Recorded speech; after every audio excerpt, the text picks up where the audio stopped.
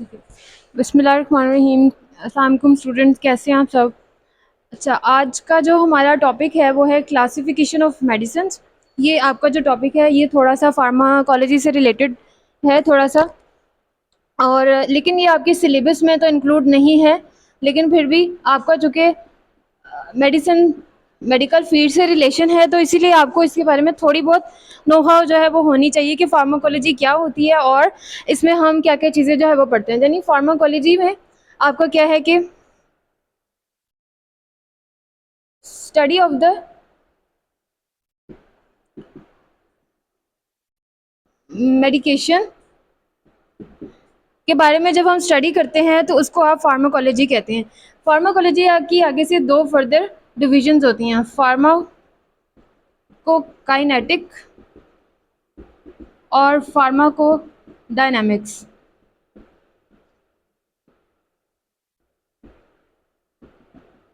ठीक है, इसमें जो है आपको जो है इसमें डायनेमिकली मेडिसिन के बारे में बताया जाता है कि आपको मेडिसिन किस तरह से प्रिस्क्राइब की जाती हैं और हर्बियोटिक्स मेडिसिन कौन सी होती हैं और जो केमिकल के ज़रिए से मेडिसिन बनाई जाती हैं वो कौन सी होती हैं।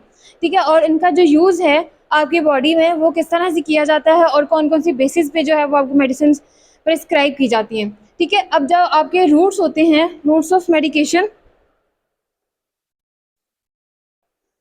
रूट्स ऑफ मेडिकेशन जो है वो आपके डिफरेंट टाइप्स के होते हैं।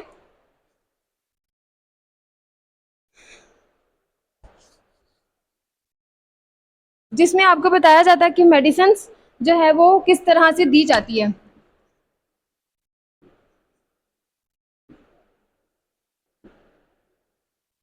यानी ओरली आप दे सकते हैं, आईवी के ज़रिए से दे सकते हैं, आईएम के ज़रिए से दे सकते हैं, सबक्यूटेनियस दे सकते हैं, इनहेलेशन फॉर्म में दे सकते हैं, लोकल एप्लीकेशंस के फॉर्म में दिया जा सकता है, और इसके अलावा जो है आप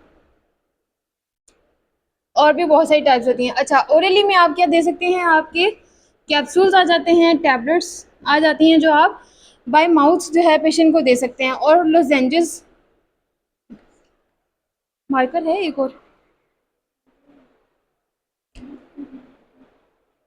मार्कर, हाँ वो लिखा हुआ है।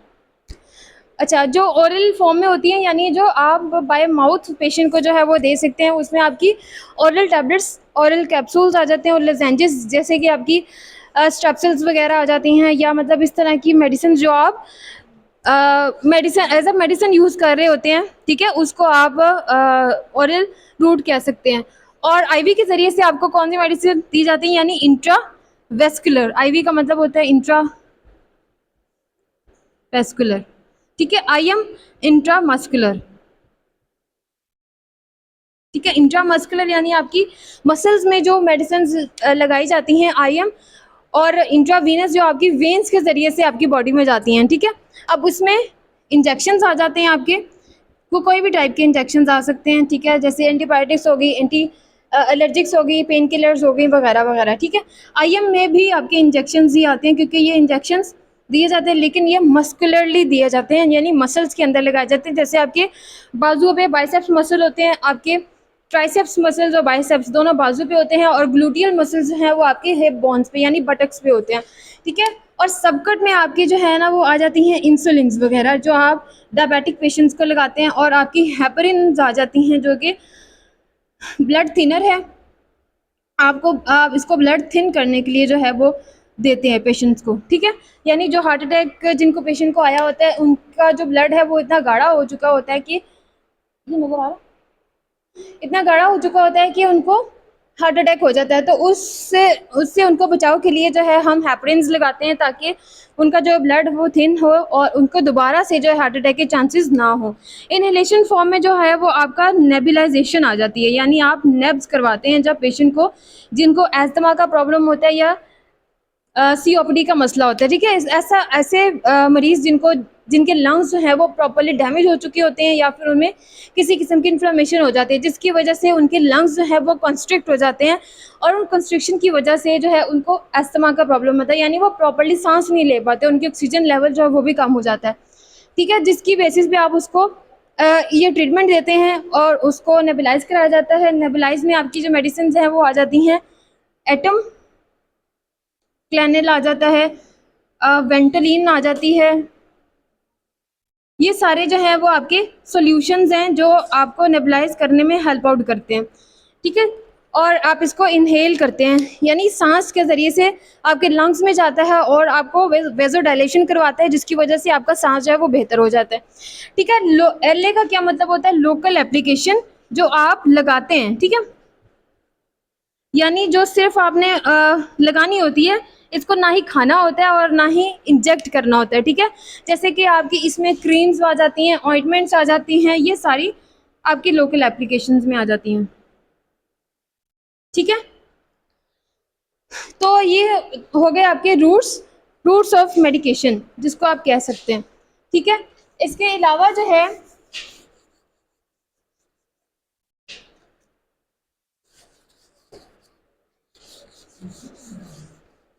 मेडिकेशन में जो है आप इसकी डोजेस के बारे में पढ़ते हैं कि जो डोज की कैलकुलेशन होती है वो कैसे की जाती है। उससे पहले जो है हम इसके बारे में पढ़ते हैं कि जो मेडिसिन्स दी जाती हैं, यानी जो टाइमिंग्स होती है मेडिसिन की, वो किस तरह से होती है। यानी हम ओडी में दे सकते हैं पेशेंट को, बीडी में दे सकते हैं, टीडीएस में दे सकते हैं, एसओएस में, एचएस में, क्यूआईडी में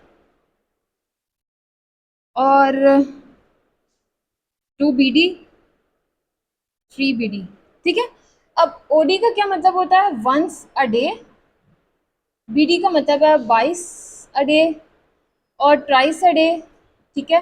एज पर नीडेड, ठीक है। और HS at night, QID 4 times a day और 2BD का मतलब है 2 टैबलेट्स या 2 इंजेक्शंस आपने जो है वो 22 अ डे देनी है, ठीक है। और ये 3 का मतलब है 3 टैबलेट्स जो हैं वो आपने दिन में 2 दफ़ा देनी है, ठीक है। तो ये आपकी जो है वो टाइमिंग्स इस तरह से होती हैं। आपको कोड वर्डेड में जो है वो बताया जाता है कि नहीं आ रहा।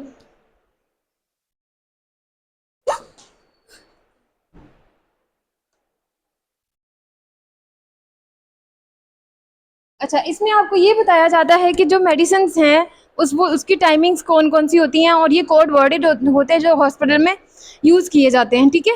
इसके अलावा जो है आपकी एंटीबायोटिक्स मेडिकेशन की जो है वो क्लासिफिकेशन होती है उनकी बेसिस पे कि आप मेडिसिन जो है वो किस मकसद के लिए दे रहे हैं, ठीक है। एंटीबायोटिक्स होती हैं जो आप इन्फेक्शन को ट्रीट करने के लिए देते हैं, ठीक है। और एंटी एलर्जिक जो होती है, जब आपकी बॉडी में किसी किस्म की भी एलर्जी हो जाती है उसको ट्रीट करने के लिए आप एंटी एलर्जिक्स देते हैं। एंटीपायरेटिक्स होते हैं कि जब आपको जो है वो किसी भी किस्म का जो है फ़ीवर हो जाता है, फ़ीवर को ट्रीट करने के लिए जो एंटीपायरेटिक्स दिए जाते हैं। एनाफिलेक्टिक वो होती है कि जब आपकी बॉडी में कोई भी शॉक हो जाता है, यानी सीवियर टाइप के जब मसले हो जाते हैं तो आप उसको ट्रीट करने के लिए देते हैं। डायूरेटिक्स जो होते हैं वो आपके बीपी को कंट्रोल करने के लिए दिए जाते हैं और ये आपके यूरिन की जो क्वांटिटी होती है उसको एक्सेस कर देते हैं और आपके बीपी को कंट्रोल करते हैं। उसके अलावा जो है आप हाइपरटेंसिव मेडिकेशन यूज़ कराते हैं ताकि पेशेंट जो है वो अगर हाइपरटेंसिव है, अगर उसका बीपी जो है वो 200 प्लस चला गया है तो उसको आप कंट्रोल करने के लिए एंटी हाइपरटेंसिव देते हैं। और डायबिटिक्स जो है वो आप डायबिटीज़ के पेशेंट को देते हैं जो जिससे कि उनकी डायबिटीज़ जो है वो कम ज़्यादा हो जाती है, यानी अगर कम है तो आप उसको मेडिसिन दोगे तो वो ज़्यादा हो जाएगी और अगर ज़्यादा है तो वो उसको कम करने में किरदार अदा करेगी, ठीक है। तो अब ये हो गई आपकी एंटीबायोटिक्स। अब एंटीबायोटिक्स में मैंने आपको बताया था कि 3 तरह की जो है क्लासिफिकेशन होती है कि बायोटिक्स में आपके 3 तरह के इन्फेक्शंस आ जाते हैं, फंगल, वायरल और बैक्टीरियल। फंगल के लिए आपको फंगल की ज़रूरत होती है, बैक्टीरियल में बैक्टीरिया, एंटीबैक्टीरियल की और वायरल में एंटीवायरल की, ठीक है। तो उसको ट्रीट करते हैं। अब जो एंटी फंगल होते हैं उसमें आपकी एग्जांपल मेडिकेशन है फ्लू, कोनाजोल आ जाती है। वायरल में आपकी आ जाती है एसाइक्लोविर और बैक्टीरियल में आपकी कोई भी एंटीबायोटिक ले लें जैसे सेफेक्सिन एंटीबायोटिक है, मेरोनम एंटीबायोटिक है और टेंजो एंटीबायोटिक है। ये सारी आपकी एंटीबायोटिक्स हैं जो आपके बॉडी में इन्फेक्शन को कितना भी सीवियर इन्फेक्शन हो उसको ट्रीट करने में हेल्प आउट करती हैं, ठीक है। अब जो आपकी एंटी एलर्जिक्स होती हैं,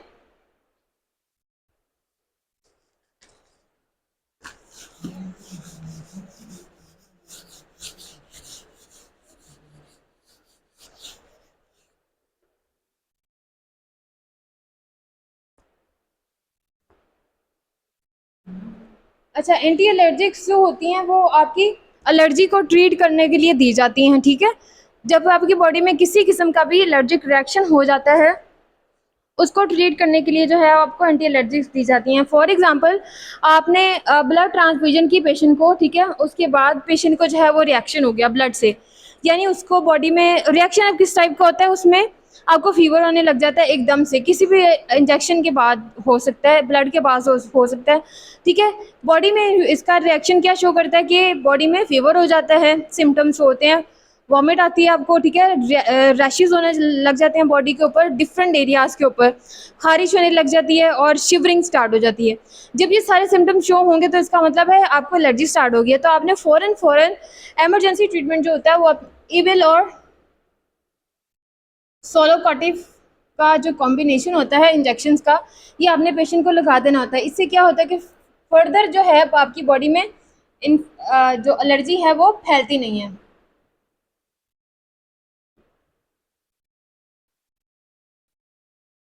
ठीक है। ये सारे एंटी एलर्जिक्स होती हैं, ठीक है। अब नेक्स्ट जो है वो है एंटीपायरेटिक्स। एंटीपायरेटिक्स क्या होते हैं कि जब आपको फीवर जो है, फीवर स्पाइक्स हो रही हैं दिन में, 102, 103, 104 पे फीवर जा रहा है और कम नहीं हो रहा, सारा सारा दिन फीवर रहता है, ठीक है, उसके दौरान आपको जो है एंटीपायरेटिक्स की ज़रूरत होती है, ठीक है। अब एंटीपायरेटिक्स में आपका सबसे इम्पॉर्टेंट जो मेडिसिन है वो कौन सी होती है? पैरासीटामोल। ये आपकी सबसे बेस्ट एंटीबायोटिक है जो आप फीवर में यूज़ कराते हैं, ठीक है। लेकिन फीवर की जो कॉजेज़ हैं वो बहुत सारी होती हैं, जैसे फीवर इन्फेक्शन की वजह से भी होता है, और बैक्टीरियल भी हो सकता है, वायरल भी हो सकता है, फंगल की वजह से भी हो सकता है, यानी बैक्टीरिया आपकी बॉडी में किसी भी किस्म का जो मौजूद होता है वो आपको बॉडी में जो सिम्टम्स शो करता है उसकी वजह से जो है, उसके इफेक्ट में जो है आपका फीवर शो होता है, ठीक है। तो एक तो आप एंटीबायोटिक यूज़ करते हैं और अगर आपको पता चल जाए कि ये किसी बैक्टीरिया की वजह से हो रहा है तो फिर आप उसको साथ में एंटीबायोटिक्स भी स्टार्ट करवा देते हैं, ठीक है। और एंटीफाइलेटिक्स में मैंने आपको जैसे बताया है कि पेशेंट को कोई शॉक हो गया था, जैसे उसके ब्रेन डैमेज हो गया या उसको सीवियर हो गया, कार्डियो वेस्कुलर अटैक, ये आपको ब्रेन पे जो है वो एक अफेक्ट होता है और आपका एक साइड जो होती है ना बिल्कुल ही डैमेज हो जाती है, यानी आप एक साइड से कुछ भी नहीं कर सकते, ना ही वो एक साइड से आप हाथ हिला सकते हो, ना ही पाँव जो है वो हिला सकते हो, मतलब वो एक साइड आपकी कंप्लीटली डैमेज हो चुकी होती है, ठीक है। इस सूरत में जो है वो आप उनको जो है वो झटके लगते हैं। ये एक क्या कह लें, ऐसी बीमारी है जिसका कोई इलाज नहीं होता स्पेसिफिक, और इसमें आपको जो है मेडिसिन की फिर कंटिन्यूसली ज़रूरत होती है, जैसे हाइपरटेंशन होती है और डायबिटीज़ होती है, सारी ज़िंदगी आपके साथ रहती है। ऐसे ये सीवियर वगैरह, शॉक वगैरह जो होते हैं, अगर एक बार पेशेंट को हो जाए तो फिर आप क्या है उसमें इसको ट्रीट तो नहीं कर सकते, लेकिन है हाँ, लेकिन उसको सिम्टमेटिकली उसको ट्रीट ज़रूर किया जा सकता है, यानी जैसे उसको शॉक की वजह से शिवरिंग हो रही है तो फिर उसको कंट्रोल करने के लिए हम ये सारी मेडिसिन देते हैं, ठीक है। इसमें आपका डायज़ीपाम आ जाता है, मेडिसिन का जो एग्जाम्पल है, ठीक है, डायज़ीपाम आ जाती है। ये आपके झटकों को जो है वो कंट्रोल करती है और इस तरह के जो मसले होते हैं उसको सॉल्व करने में हेल्प आउट करती है।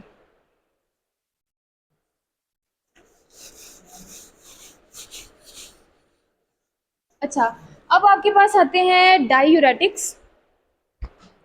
जैसे कि मैंने आपको बताया था कि डायूरेटिक्स जो होते हैं वो आपको बीपी को कम करने के लिए दिए जाते हैं। जब आप ये पेशेंट को देते हैं, ये इंजेक्शंस की फॉर्म में दिए जाते हैं और टैबलेट की फॉर्म में भी आते हैं। इसकी जो एग्जांपल है वो है लेसिक्स और फ्यूरोसेमाइड, ये इसका जेनेरिक नेम है और ये इसका ब्रांड नेम है। आपको चूंकि जेनेरिक नेम की ज़रूरत होती है, इसलिए आपने ज़्यादा फोकस जो है वो जेनेरिक नेम पे करना होता है, नोट के ब्रांड नेम, ठीक है, क्योंकि ब्रांड चेंज होते रहते हैं। अब वो किसी भी नाम से बाज़ार में जो है अवेलेबल होते हैं, लेकिन आपको सिर्फ ये पता होना चाहिए कि जो लेसिक्स है वो उसका जेनेरिक नेम क्या है, फ्यूरोसेमाइड, ठीक है। पहले भी मैंने जितनी आपको मेडिसिन के नाम बताए हैं उसमें आपने उनके जेनेरिक नेम याद करने, नोट ब्रांड नेम। जैसे कि एंटीबायोटिक्स है, आपकी एक एग्जांपल दे रही हूँ, जैसे कि ऑक्सीडिल है, ठीक है, इसमें आपका जो जेनेरिक नेम है इसका वो है सेफ्ट्राइक्सोन। तो आपने ऑक्सीडिल याद नहीं रखना, आपने सेफ्ट्राइक्सोन याद रखना, क्योंकि ये आपका जेनेरिक नेम है और ये मार्केट में जिस भी नाम से आएगा उसके नीचे देखोगे ना आप, जो ब्रांड नेम होता है उसके नीचे बिल्कुल लिखा होता है उसका जेनेरिक नेम। इसको केमिकल नेम भी कह सकते हैं, जेनेरिक नेम भी कह सकते हैं, और जो है वो सॉल्ट भी कह सकते हैं कि जो मेडिसिन का जो सॉल्ट होता है जो डायरेक्ट अफेक्ट करता है बॉडी के ऊपर, वो उसका क्या होता है, ठीक है। तो जब ये आप पेशेंट को देते हैं फ्यूरोसेमाइड, तो क्या होता है कि ये यूरिनेशन को जो है इंक्रीज कर देता है,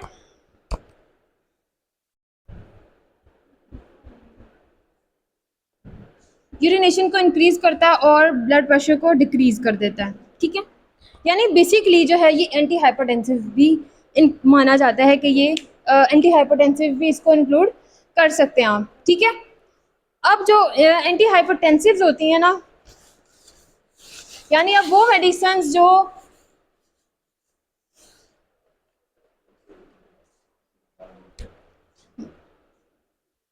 जो हाइपरटेंशन को ट्रीट करने के लिए दी जाए, यानी जो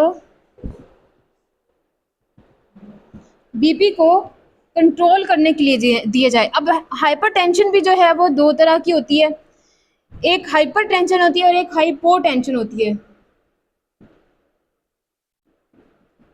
हाइपोटेंशन में क्या है कि बीपी लेस हो जाता है, यानी आपका लेस देन 90, यानी 80/40। और हाइपर में क्या होता है कि आपका बीपी इंक्रीज हो जाता है, और वो कितना चला जाता है, 200/100। लेकिन 140 से जब अबव हो जाता है ना आपका सिस्टोलिक, तो इसका मतलब है कि इट मीन्स कि आपको हाइपरटेंशन का इशू है। हम जो क्लिनिकली माना जाता है वो हमारा वो 140 यानी 150/90 जो है वो आप हाइपरटेंशन में इंक्लूड करते हैं कि ये बीपी जो है वो आपका हाइपरटेंशन में आता है, और 80/40 एग्जैक्टली जो है वो आपका हाइपरटेंशन में आता है। अच्छा, अब इन दोनों को ट्रीट करने का तरीका क्या होता है कि जब आपको हाइपोटेंशन हो जाती है ना, यानी कि आपका बीपी लो हो गया है, तो आपको सिम्टम्स क्या शो होंगे, चक्कर आएंगे, आपकी बॉडी में ऐसे लगेगा जैसे टांगों से जान निकल रही है, उसके ठंडे पसीने आएंगे आपको, उसके अलावा जो है आपको इतनी वीकनेस होगी, और कभी कभी तो ऐसे भी होता है कि बंदा बेहोश ही हो जाता है, ठीक है। आप उसका बीपी चेक करेंगे तो क्या है, उसका बीपी 80/40 70/30 इस तरह से आ रहा होगा, तो आपने फ़ौरन क्या करना है, उसको बोलस देना होता है नॉर्मल सेलाइन का। अब नॉर्मल सेलाइन में क्या होता है, ये एक आपका सोल्यूशन होता है, यानी ड्रिप होती है 1 लीटर की, जो कि इसमें 0.9% सोडियम क्लोराइड होता है, यानी नमक, जो आपके बीपी को एकदम से ऊपर कर देता है, ठीक है। यानी जब आप इसको 1000 का बोलस देंगे, बोलस जो है वो 1000 होता नहीं है वैसे, 300 से शुरू किया जाता है और ये 500 तक बोलस दिया जाता है। फिर 2 घंटे बाद वेट किया जाता है, 2 घंटे बाद भी बीपी ठीक नहीं होता, फिर 500 से लेके 1000 तक का जो है वो आप बोलस दे सकते हैं। और इसमें बड़ी ज़्यादा उम्मीद होती है कि इतना देने के बाद जो है बीपी आपका कंट्रोल हो जाएगा। लेकिन अगर फिर भी नहीं होता, तो फिर आपने क्या है, हेमासिल लगानी होती है।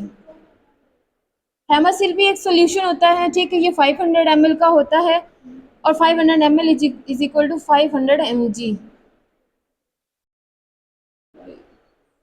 और इसके अलावा फिर अगर इसके बाद भी नहीं होता, फिर एक इंजेक्शन आता है हाइड्रोलजीन, ये इस नाम से आपकी मार्केट में अवेलेबल होता है। इसको लगाने से क्या होता है कि पेशेंट का जो बीपी है वो एकदम से ऊपर चला जाता है, यानी 120/80 या फिर 130/80 हो जाता है।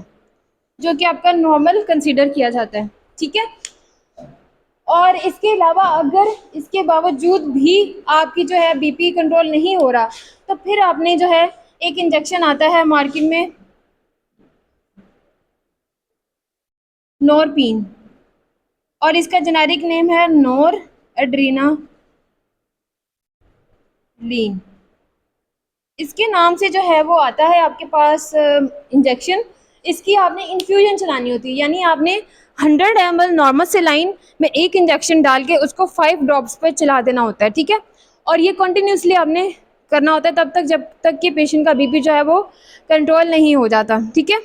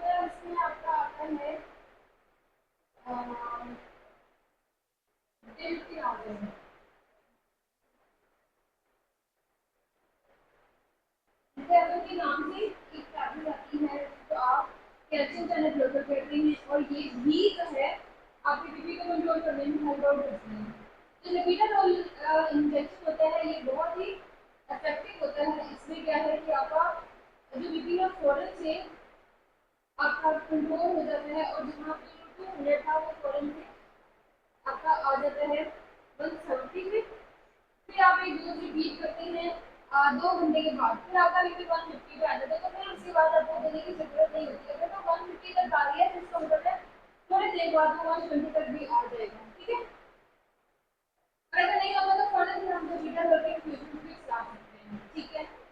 तो ये था आपका एंटी हाइपरटेंसिव का पोर्शन।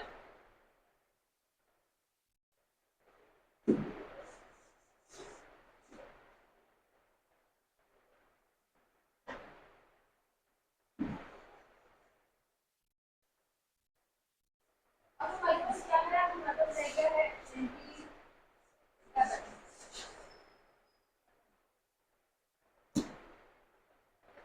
तो एंटीकोपैटिक्स क्या मतलब होता है,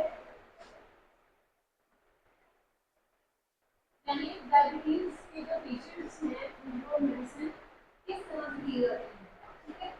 ये एप्लीकेशन होती है डायबिटीज की, यानी डायबिटीज की तो डायबिटीज एंडोमेलाइटिस या डिसमेलाइटिस, ठीक है।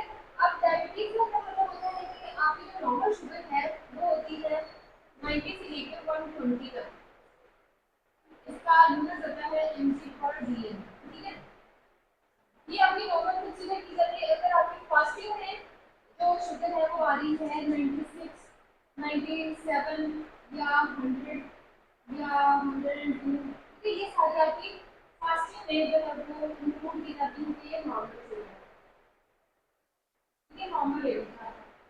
इसके अलावा जो है आपने देखा होगा कि जो हाइपोटेंसिव, इसकी दो टाइप होती है सभी टेंशन हाइपो,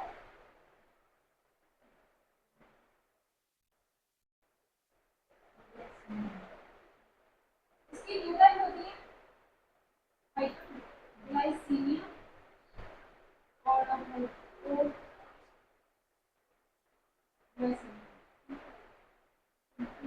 यानी इसमें शुगर ज्यादा हो जाती है और इसमें शुगर कम हो जाती है, ठीक है।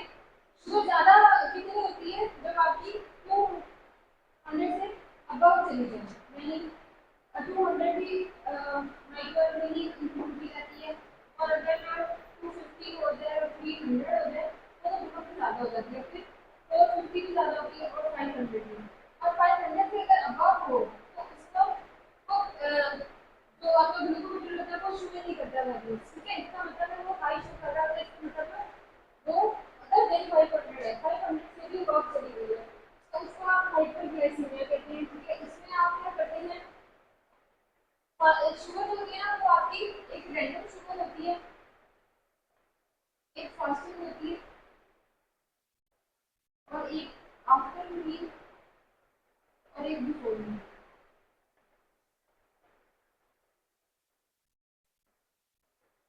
ठीक है। इसका चार्ट बनाया जाता है वो इस तरह से बनाया जाता है कि ब्रेकफास्ट, पोस्ट ब्रेकफास्ट, यानी खाना नाश्ते से पहले और नाश्ते के बाद, ठीक है। फिर उसके बाद प्री लंच, पोस्ट लंच और प्री डिनर और पोस्ट डिनर, इस तरह से आपके 6 लेवल जो है वो बन जाते हैं। अगर आपको डॉक्टर जो है वो कहता है कि इस पेशेंट के आपने 6 लेवल्स करने हैं DSR के, तो 6 लेवल्स का क्या मतलब होगा, आपने इस तरह से इसका चार्ट बनाना है कि मैंने नाश्ते से पहले कर लिया, नाश्ते के बाद में, खाने से पहले, खाने के बाद, या फिर रात के खाने से पहले, रात के खाने के बाद, ठीक है।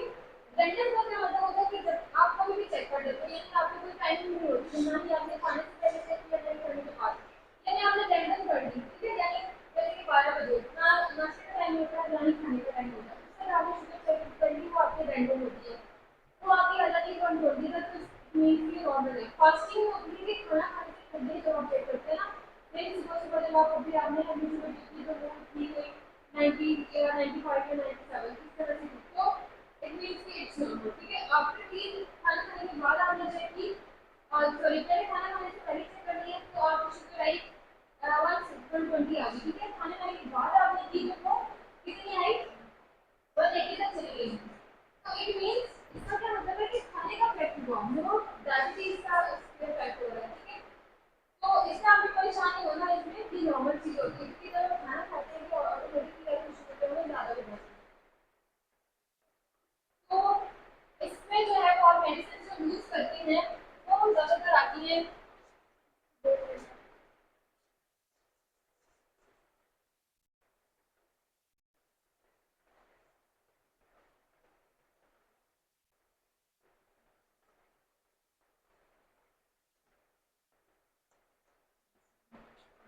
आपकी शुगर ज़्यादा हो जाती है ना, उसको कम करने के लिए आप देते हैं सिरका,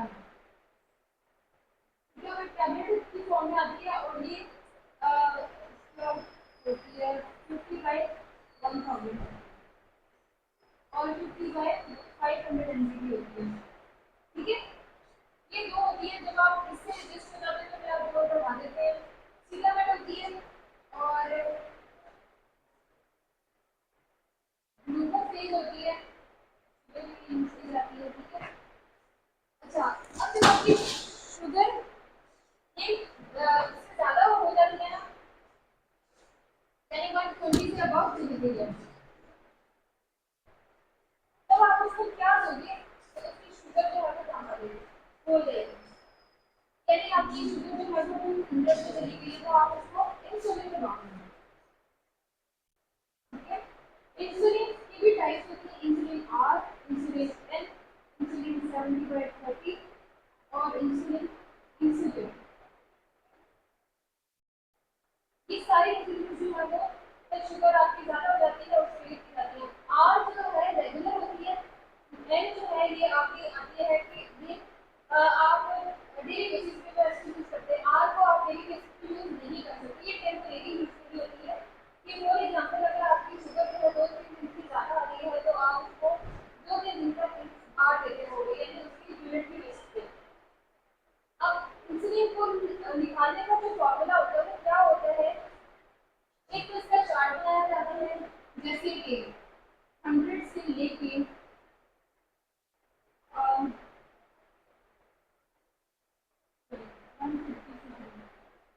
150 से लेके 200 तक होगी, तो आप 2 यूनिट लगाएंगे, 100 से 150 2 यूनिट, 150 से 200 तो 4 यूनिट, 200 से 250 होगी तो 6 यूनिट, 250 से 300 होगी तो 8 यूनिट, मतलब इस तरह से 50-50 का गैप देते देते आपने ये चार्ट बनाना होता है, ठीक है।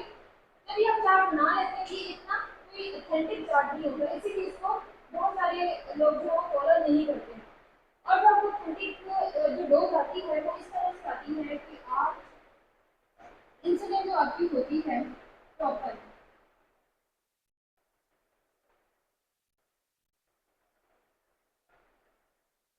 यानी आपका जो शुगर थी वो 300 आई, उसको आपने डिवाइड किया 20 पे और माइनस कर दिया 5 से, तो आपकी जो वो आएगी ना वैल्यू, उतनी आपने उतने ही यूनिट्स पेशेंट को लगाने होते हैं, ठीक है।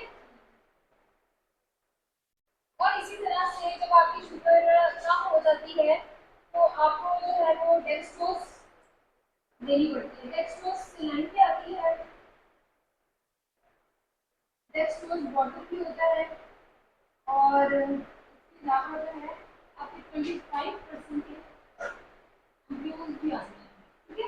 यदि आपके बीच की जो शुगर है वो एकदम से 60 पे चली गई, तो आप क्या करोगे, इसको डेक्सट्रोज 25% डेक्सट्रोज के अंदर 4 जो है वो एट टाइम लगा दोगे, और इसकी शुगर जो है वो 1 घंटे के बाद भी 120 तक या 100 तक चली जाएगी, ठीक है। और अगर नहीं जाती तो फिर आपने डेक्सट्रोज लाइन जो है 5% या 10% या उसके अलावा जो है डेक्सट्रोज पाउडर जो होता है वो भी आप उसमें लगा देते हैं, तो उससे भी आपकी शुगर जो है वो अक्सर का नॉर्मलाइज करना शुरू हो जाती है।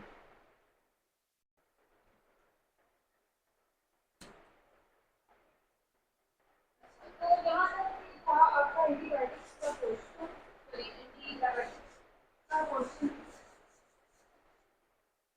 अब एक चीज आपकी रह गई है वो है पेन किलर्स, इसको आप एनर्जेटिक्स भी कहते हैं।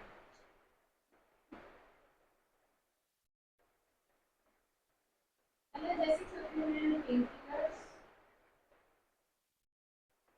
वो वाली पेन किलर जिनमें सिडेशन होती है, ठीक हो गया। यानी कि